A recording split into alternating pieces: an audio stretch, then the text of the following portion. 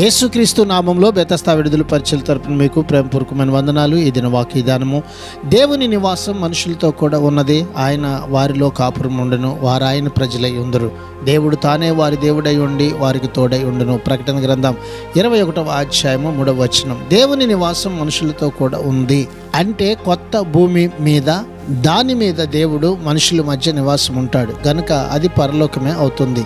బైబిల్లోకెల్లా ఉన్నత సందేశం ఈ వచనంలో ఉంది. మొదటి నుంచి మనుషుల కోసం దేవుని ఆలోచనకు ఏర్పాటుకు ఇది నెరవేర్పు అయి ఉన్నది. నిర్గమాకాండం 25వ అధ్యాయం 8వ వచనంలో ఈ రీతిగా వ్రాయబడింది, నేను వారిలో నివసించినట్లు వారు నాకు పరిశుద్ధ స్థలమును నిర్మింపవలెను అని వ్రాయబడి ఉన్నది. మనం ఎల్లప్పుడూ కూడా దేవుని కొరకు ఆయన సన్నిధిని కోరుకుంటూ జీవించేవారిగా ఉండాలని ప్రభు ఈ దినాన్ని మనకి ఇచ్చిన ఈ వాగ్దానాన్ని బట్టి మనమందరం కూడా అలాగనే జీవిద్దాం. అటు కృపను దేవుడు మనకు దయచేయను గాక.